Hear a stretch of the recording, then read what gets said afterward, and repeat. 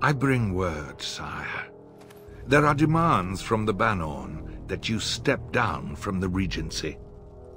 They are said to be gathering their forces, as are your allies. It appears it will be civil war after all, despite the Darkspawn. Pity. I also have an interesting report. There seem to be Grey Wardens who survived Ostagar. How, I don't know. But they will act against you. I have arranged for a solution, with your leave. The Antivan Crows send their regards. An assassin? Against Grey Wardens, we will need the very best, sire. And the most expensive. Just get it done.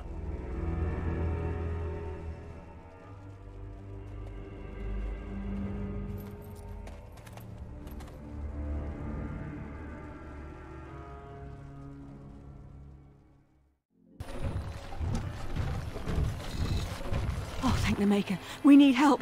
They attacked the wagon. Please help us. Follow me. I'll take you to them.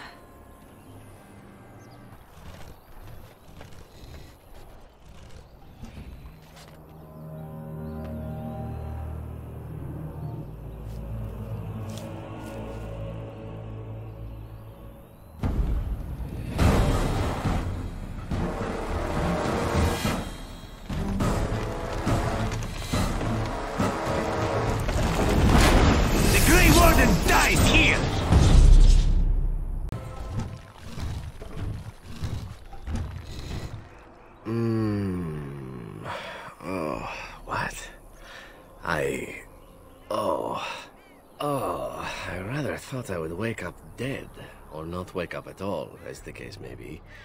But I see you haven't killed me yet. Ah, so I am to be interrogated. Let me save you some time. My name is Zevran. Zev to my friends. I am a member of the Antivan Crows, brought here for the sole purpose of slaying any surviving Grey Wardens, which I have failed at, sadly. So would I be, in your shoes. For me, however, it sets a rather poor precedent, doesn't it? Getting captured by a target seems a tad detrimental to one's budding assassin career. Yes, it's true. Too bad for me. An order of assassins, of course, out of Antiva. I suppose you wouldn't hear much of them out here, but where I come from, we're rather infamous. Oh, fine. Is that what you Fereldans do? Mock your prisoners? Such cruelty. Not precisely. I was in the neighborhood when the offer came. The Crows get around, you see. A rather taciturn fellow in the capital. Logain, I think his name was. Yes, that's it. I have no idea what his issues are with you. The usual, I imagine. You threaten his power, yes? Beyond that, no, I am not loyal to him. I was contracted to perform a service. Oh, well, that's between Logain and the Crows, and between the Crows and myself. Isn't that what we're establishing now? I wasn't. If I had succeeded, I would have returned home and the Crows would have informed your Logain of the results, if he didn't already know. If I had failed, I would be dead, or I should be, at least as far as the Crows are concerned. No need to see Logain then. What can I say, huh? I am an eternal optimist. Although the chances of succeeding at this point seem a bit slim, don't they? No, I don't suppose you'd find that funny, would you? I wasn't paid anything. The Crows, however, were paid quite handsomely, or so I understand. Which does make me about as poor as a chantry mouse, come to think of it. Being an Antivan Crow isn't for the ambitious, to be perfectly honest. Well, aside from a distinct lack of ambition, I suppose it's because I wasn't given much of a choice. The Crows bought me young. I was a bargain, too, or so I'm led to believe. But don't let my sad story influence you. The Crows aren't so bad. They keep one well supplied. Wine, women, men, whatever you happen to fancy. Though the whole severance package is garbage, let me tell you. If you're considering joining, I'd really think twice about it. Why not? I wasn't paid for silence. Not that I offered it for sale, precisely. Loyalty is an interesting concept. If you wish, and you're done interrogating me, we can discuss it further. Well, here's the thing. I failed to kill you, so my life is forfeit. That's how it works. If you don't kill me, the crows will. Thing is, I like living. And you obviously are the sort to give the crows pause, so let me serve you instead. I happen to be a very loyal person, up until the point where someone expects me to die for failing. That's not a fault, really, is it? I mean, unless you're the sort who would do the same thing, in which case I don't come very well recommended, I suppose. To be completely honest, I was never given much of a choice regarding joining the crows. They bought me on the slave market when I was a child. I think I paid my worth back to them plus tenfold. The only way out, however, is to sign up with someone they can't touch. Even if I did kill you now, they might just kill me on principle for failing the first time. Honestly, I'd rather take my chances with you. Possibly. I happen to know their wily ways, however. I can protect myself as well as you. Not that you seem to need much help. And if not, well, it's not as if I had many alternatives to start with, is it? Well, let's see. Being allowed to live would be nice, and would make me marginally more useful to you. And somewhere down the line, if you should decide that you no longer have need of me, then I go on my way. Until then, I am yours. Is that fair? Why? Because I am skilled at many things, from fighting to stealth and picking locks. I could also warn you should the Antivan crows attempt something more sophisticated, now that my attempts have failed. I could also stand around and look pretty if you prefer. Warm your bed. Fend off unwanted suitors, no? See? I knew we could find a common interest. Or two, or three. Really, I can go all night. So, what shall it be?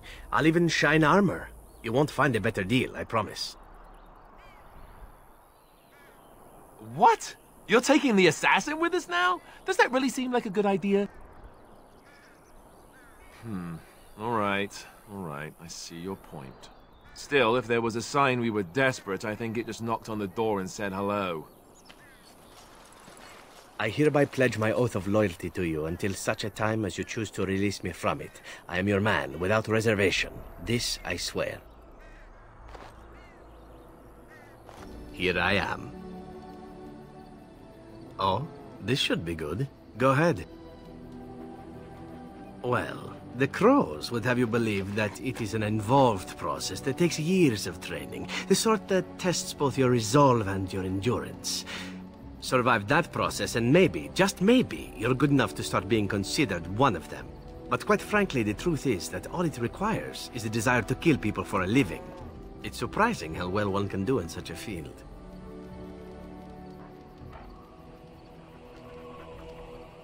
Within the crows, I did.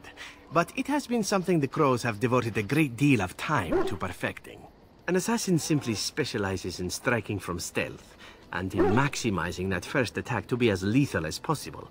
Debilitate your foe, either by poison or by crippling their limbs, makes any follow-up combat you need to engage in that much simpler.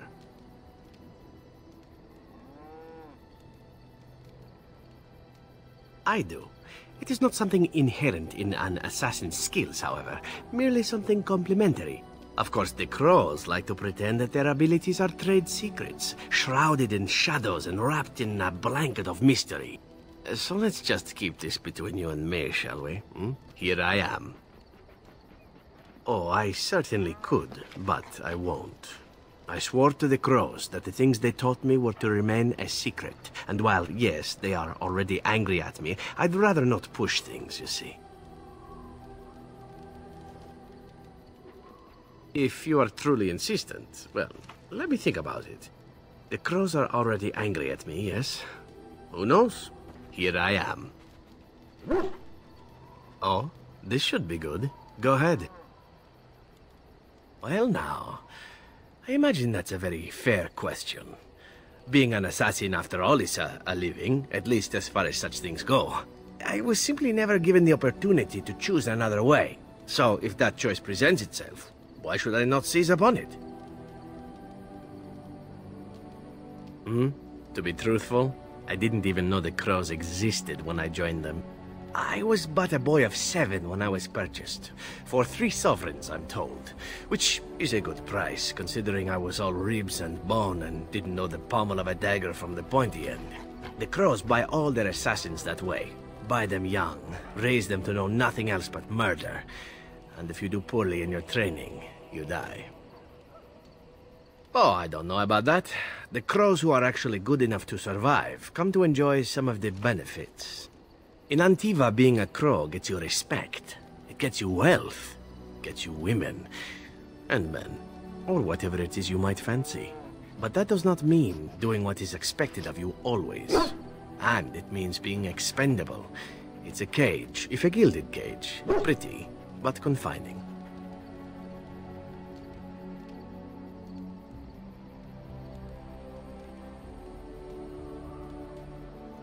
I fancy many things. I fancy things that are beautiful, and things that are strong. I fancy things that are dangerous and exciting. Would you be offended if I said I fancied you?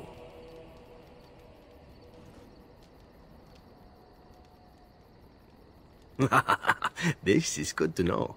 As for what I'll do in the future, presuming that there is one, I truly can't imagine. It might be interesting to go into business for myself, for a change. Far away from Antiva, of course. For now, naturally, I go where you go. Everything changes, my friend. Come now, enough chit-chat. Talking about the crows summons them, you know. Any Antivan fishwife could tell you so. All right, but I get to stare at you luridly while you do so.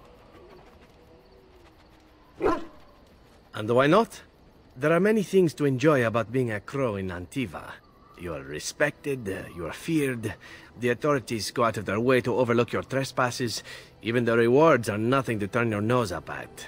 As for the killing part, well, some people simply need assassinating. Or do you disagree? Now there's an interesting word, innocent. How many men do you know who can claim to be truly innocent?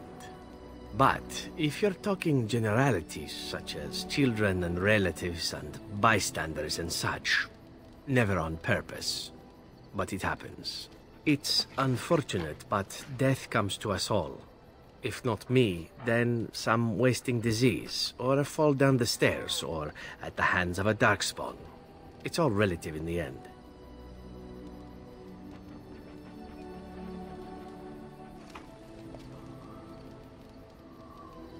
Death happens, as we like to say, and when I get paid for it, death happens more often.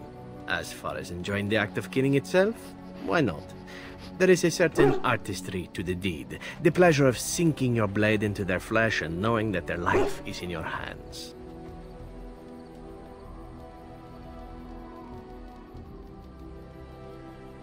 It is not pleasure, per se, nothing sexual. It is more a sense of satisfaction, a feeling of power. Does that make sense? No matter. There are many things I did not enjoy about being a crow, of course. Having no choice, being treated as an expendable commodity, the rules. Oh, so many rules. But simply being an assassin, I like it just fine. I will continue to do it if I can, even if I am not a crow. Honestly, could you picture me doing something else?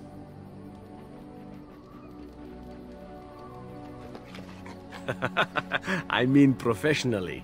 Or maybe you mean professionally as well. Perhaps you intend to peddle my services to bored Ferelden noblewomen. It is an interesting thought, but I've always removed my clothes strictly on an amateur basis. A talented amateur, of course, but an amateur nonetheless. Of course, all these thoughts are moot. Chances are still good that you and I will perish, eaten by darkspawn or slain by the crows at some point. Very gruesomely, I imagine. But it is pleasant enough to chat about. Come, let's move on while our boots still have some wear in them.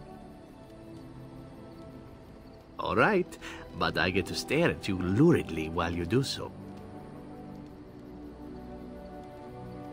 My adventures? I'm hardly an old man just returned from across the ocean, am I?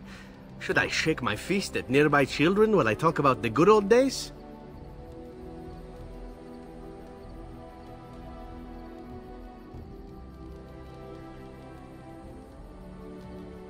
falling down a flight of stairs is an adventure. Falling into someone's bed, also an adventure. I am assuming what you're looking for are professional anecdotes. Let's see, my second mission ever for the Crows was a bit intriguing. I was sent to kill a mage who had been meddling in politics. In Antiva, nobody is too important to escape the reach of the Crows. They've killed kings and queens. That is simply how it is. As it turned out, the mage in question was quite a delightful young woman. Long, divine legs, as I recall. I caught her in a carriage on her way to escape to the provinces. After I killed her guard, she got down on her hands and knees and begged for her life. Rather aptly, I might add. So I joined her in the carriage for the night and left the next morning. Yes, but not on purpose, actually. The woman had actually convinced me to speak to the Crows on her behalf. What can I say? I was young and foolish at the time. Then, as I was kissing her goodbye to return to Antiva City, she slipped on the threshold and fell backwards out of the carriage. Broke her neck. Shame, really, but at least it happened quickly. At first, yes. Well, not upset. Surprised is really a better word. Then I found out that she had told the driver to take her to Janellen instead. She had planned to lose me in the provinces. I would have looked very foolish to the Crows. As it was, my master was very impressed that I had done such a fine job of making it look like an accident. The circle of Magi was unaware of foul play, and everyone was happier all around. I suppose, but she was dead. She didn't need to be happy. It was after that when I learned that one needn't let a pretty face go to your head. Professionalism was key. That's my moral of the day, you see. Well, there is you. But I'll point out that you did have to capture me and tie me up first. Every rule has its exception. Now that I've mentioned tying me up in that context, do we have extra rope about? All right, but I get to stare at you luridly while you do so. Oh, you wish to know about Antiva, do you? The only way to truly appreciate it would be to go there. It is a warm place, not cold and harsh like this Ferelden. In Antiva it rains often, but the flowers are always in bloom, or so the saying goes. Every land has its assassins. Some are simply more open about their business than others. I hail from the glorious Antiva City, home to the Royal Palace. It is a glittering gem amidst the sand, my Antiva City. Do you come from someplace comparable? Ah, yes, the city of lava and stone. It too is beautiful, in its way. Sad that it will never see sunlight or smell the salt of the ocean, however. You know what is most odd? We speak of my homeland, and for all its wine and its dark-haired beauties and the lilo flutes of the minstrels, I miss the leather the most.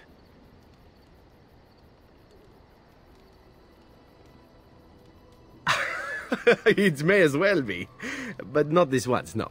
I mean the smell. For years, I lived in a tiny apartment near Antiva City's leather-making district, in a building where the Crows stored their youngest recruits, packed in like crates. I grew accustomed to the stench, even though the humans complained of it constantly. To this day, the smell of fresh leather is what reminds me most of home more than anything else. Oh, not so long, I know. It is my first time away from Antiva, however, and the thought of never returning makes me think of it constantly. Before I left, I was tempted to spend what little coin I possessed on leather boots I spotted in a store window. Finest Antivan leather. Perfect craftsmanship. But I was a fool to leave them. I thought, Zevran, you can buy them when you return as a reward for a job well done. More the fool I, no? True, and it's a comforting thought. One simply never knows what is to come next. How could I have suspected I would end up defeated by a beautiful Grey Warden, a woman who then spares my life? I could not. I say you are beautiful because it is true. Should I not?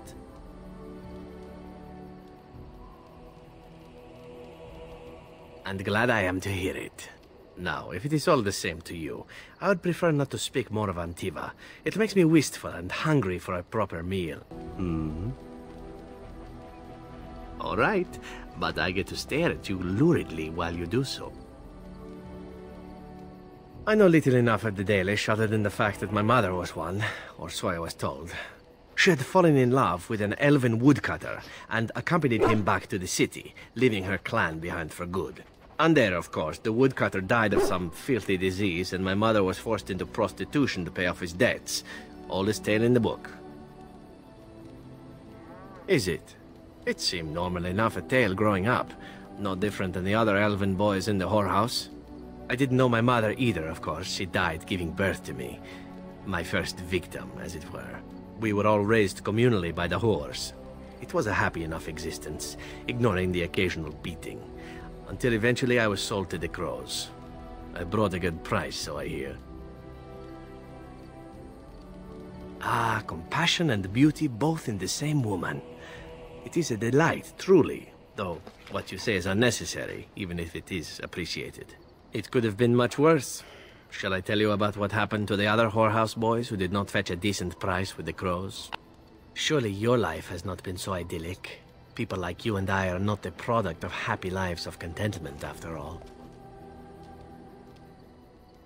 My original point is that my mother's Dalish nature was always a point of fascination for me.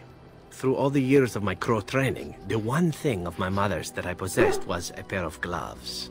They were of Dalish make, I knew that much, and beautiful. I had to keep them hidden, of course, as we were not allowed such things. Eventually, they were discovered, and I never saw them again.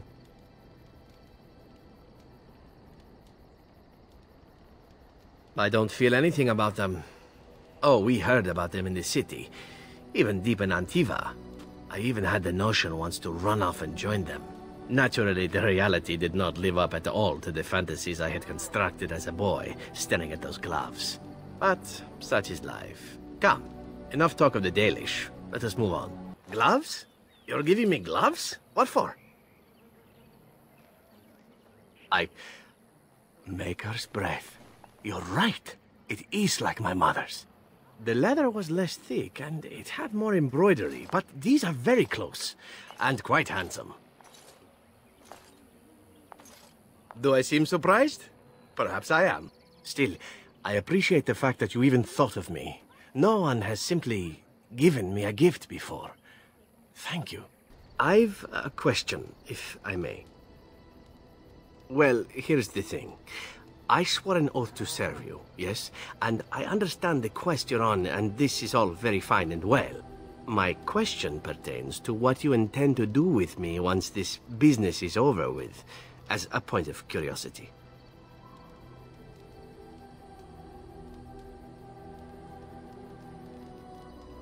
Of course it is afterwards. The ravishing part is a given. One simply assumes that once your Grey Warden business is finished, you would have no need of an assassin to follow you about. Am I wrong?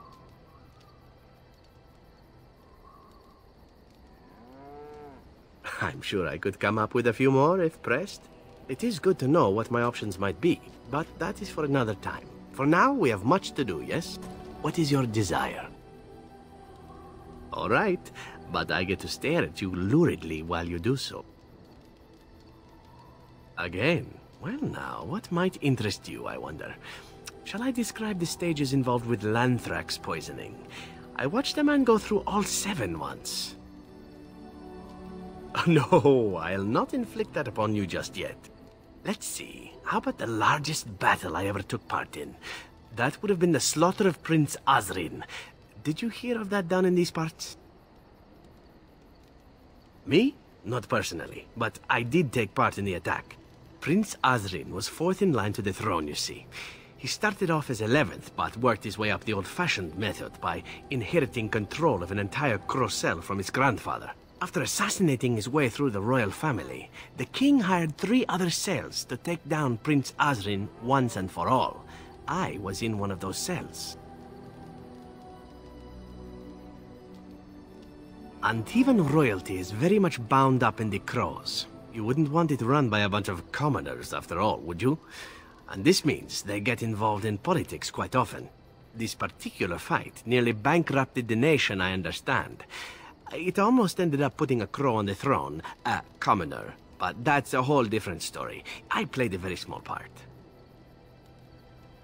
My part in the entire battle was taken up trying to reach Princess Selena, who had thrown in with her brother. I killed about 11 of her guards personally before I got knocked out of a window. I landed in a river and nearly drowned. I was fished out by some urchins who robbed me blind. Made off with my boots, too. At least they didn't cut my throat. And that was my part in history. I had to find my way back to the safe house, bruised and naked, and thankful to be alive. But there you go. Tale told. Let's be off before I tell more embarrassing stories, huh? What is your desire? Again? I'm game. This could be a sensitive topic, my dear lady. Are you sure you wish to voyage there? As you wish. Let me start by saying that my history is varied, indeed. It has also not been restricted to women. Does that offend you? Perhaps. That is entirely up to you. I grew up amongst whores, my dear. Sex is best when done well, and truly that is my only rule. Do I prefer women? Yes, I believe I do. But you must understand that a certain open-mindedness is sought by the Crows in their recruits, for very good reasons.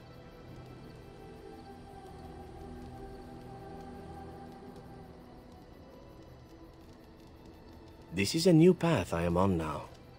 It would be interesting to see where it leads. Already it has been many new things. I cannot change my past, obviously. I regret far more than the men and women I have been with, and if that is more than you can bear, well, then it is good we know now, yes?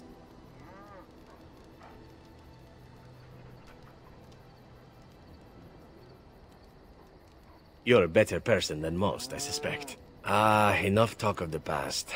It is what lies ahead that is important, no? What is your desire? All right, but I get to stare at you luridly while you do so. Well, the only one that's really worth telling is the story of the mission right before I came to Ferelden. But no, I would rather not. I shouldn't have said anything. Thank you. Perhaps another day, huh? What is your desire? Again? I'm game.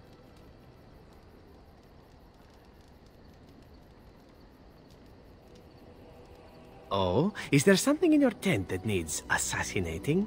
That is my specialty, or so I'm told.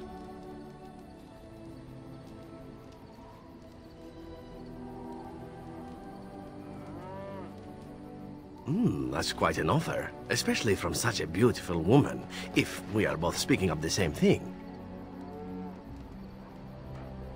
And here I thought it might be a Grey Warden thing. Ah, very well.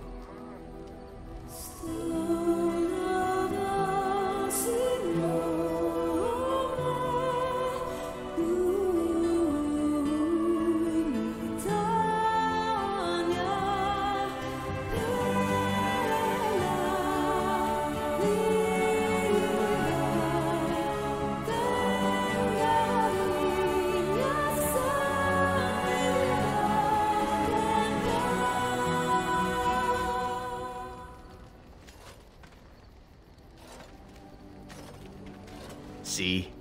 I knew this would happen eventually. I should have warned you right from the moment you refused to kill me. It was inevitable. Oh, why aren't you the saucy little minx then? I've been used and I wasn't even aware of it. A masterpiece.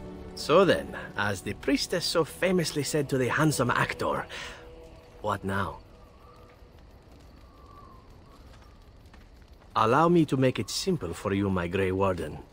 What comes next is entirely up to you. I was raised to take my pleasures where they could be found, for they do not come very often. I shall ask nothing more of you than you are willing to give.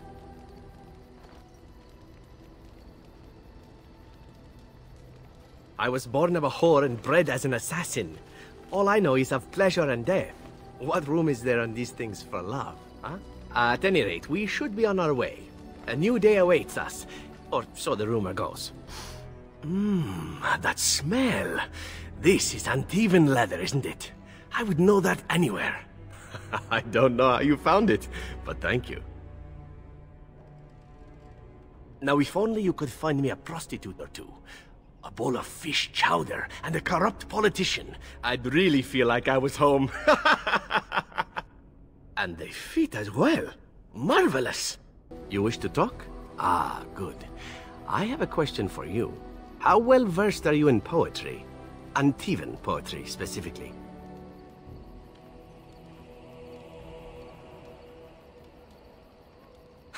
Well, trust me then. You won't be hearing it now. It was recited to me, as I recall, by a rather wealthy target of mine. Let's see. The symphony I see in thee, it whispers songs to me. Songs of hot breath upon my neck. Songs of soft sighs by my head. Songs of nails upon my back. Songs of thee come to my bed.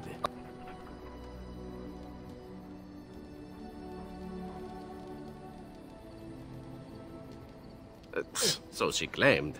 She was trying to seduce me, you see, and somehow she thought that this would actually convince me to spare her. I had sex with her anyway, but that goes without saying. She still had to die. The poem was amusing at the time, however, and thus I've always remembered it.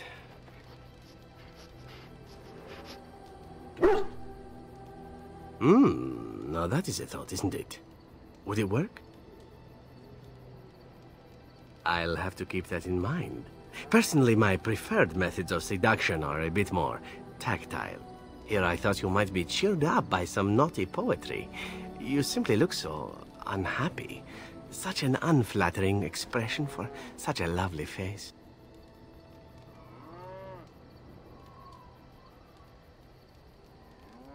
Ah, who wouldn't?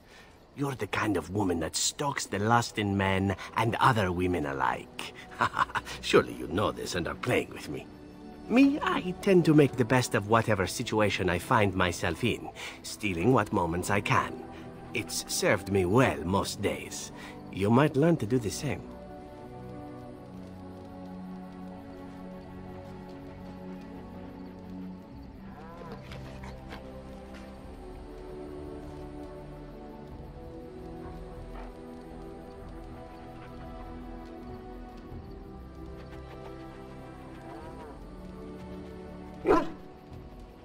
Or you could ignore my advice, considering where my brilliance has gotten me.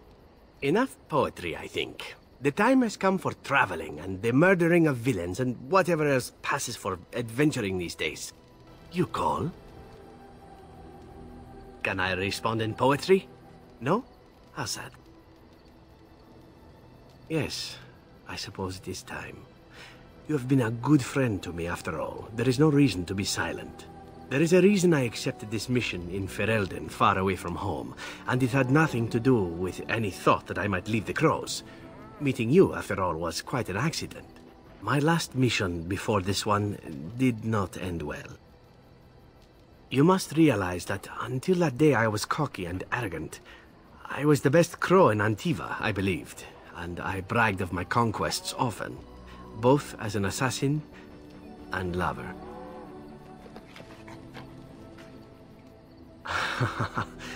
Indeed. I was often told I was insufferable, right before I ended up in bed with someone. Such is how it was. One of the Crow Masters grew tired of my boasting. My bid for an incredibly difficult mark was accepted, much to my surprise. A wealthy merchant with many guards and completely silent. Taliesin agreed to be part of my team, as well as an elven lass named Rina. She was a marvel, tough, smooth, wicked, eyes that gleamed like justice. Everything I thought I desired. Rina was special. I had closed off my heart, I thought, but she touched something within me. It frightened me. When Taliesin revealed to me that Rina had accepted a bribe from the merchant, told him of our plan, I readily agreed that she needed to pay the price and allowed Taliesin to kill her. Rina begged me not to. On her knees, with tears in her eyes, she told me that she loved me and had not betrayed us. I laughed in her face and said that even if it were true, I didn't care. Taliesin cut her throat, and I watched her bleed as she stared up at me. I spat on her for betraying the crows. When Taliesin and I finally assassinated the merchant, we found the true source of his information. Rina had not betrayed us, after all.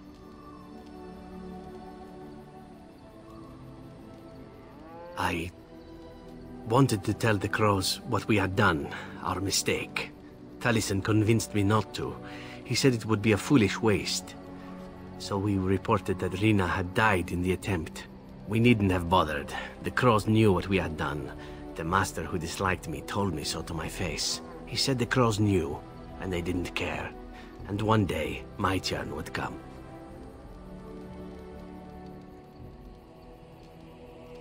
To rub it in my face, perhaps. That I was nothing. That she was nothing. You once asked why I wanted to leave the crows. In truth, what I wanted was to die. What better way than to throw myself at one of the fabled Grey Wardens? And then, this happened, and here I am. It feels good to speak of it to someone. I swore I never would. Whatever it is I sought by leaving Antiva, I think I have found it. I owe you a great deal.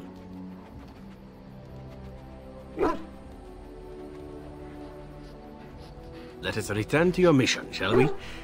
Suddenly, I do not feel like standing about.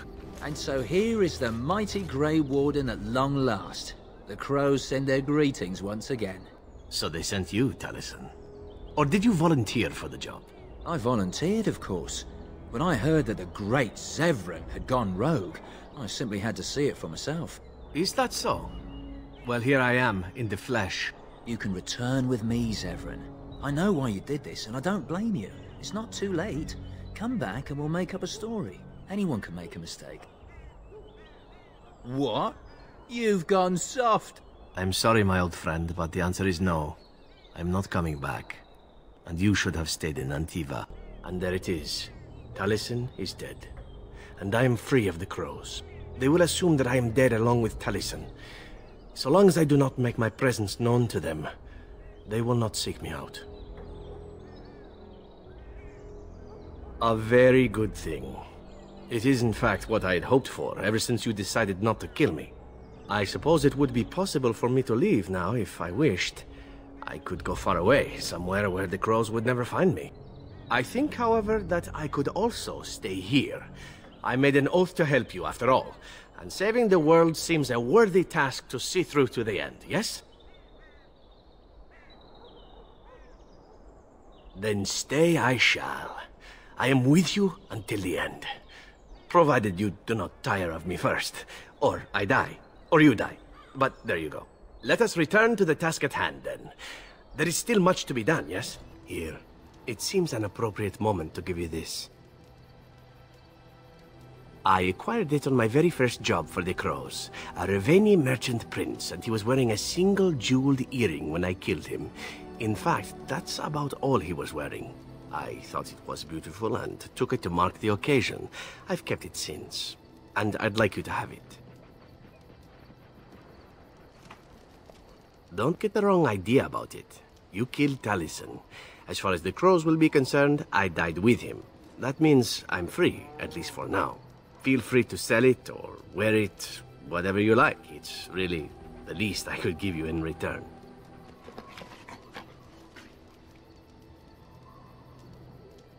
Look, just take it. It's meant a lot to me, but so has what you've done.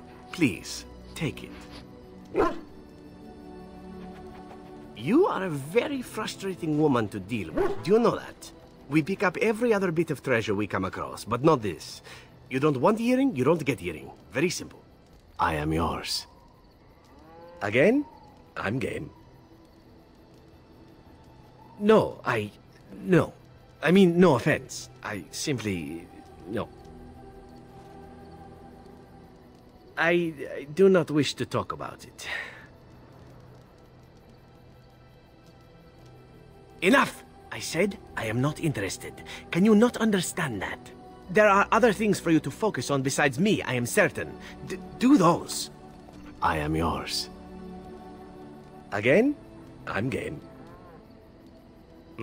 I thought that this might be it. Are you certain you wish to talk about this? I really do not know what to say. Very well. An assassin must learn to forget about sentiment. It is dangerous. You take your pleasures where you can when life is good. To expect anything more would be reckless. I thought it was the same between us. Something to enjoy, a pleasant diversion, and little more. And yet... I don't know. How would you know such a thing? I grew up amongst those who sold the illusion of love. And then I was trained to make my heart cold in favor of the kill. Everything I have been taught says what I feel is wrong. Yet, I cannot help it. Since you asked me into your tent, I have been nothing but confused. Do you understand me at all? I still have the earring. I would like to give it to you, as a token of affection. Will you take it? Then that is enough for me. I am sorry for acting so strangely. I think I will be better now. Much better.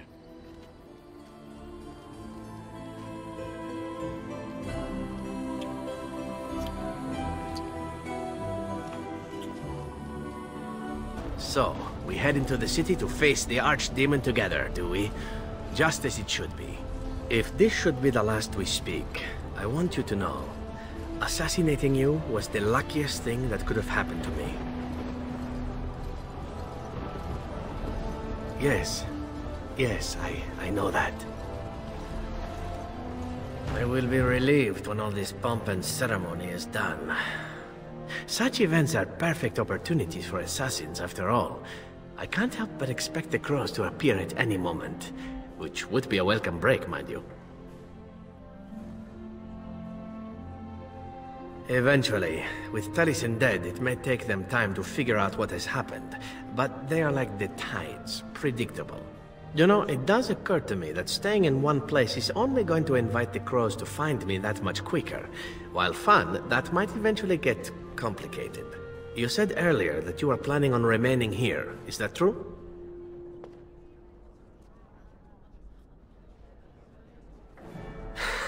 Naturally. You caught me and now you're stuck with me, I'm afraid. Sad, I know, but we'll manage somehow. Well then, since I am sticking around, I suppose we'll have plenty of time to speak later, yes?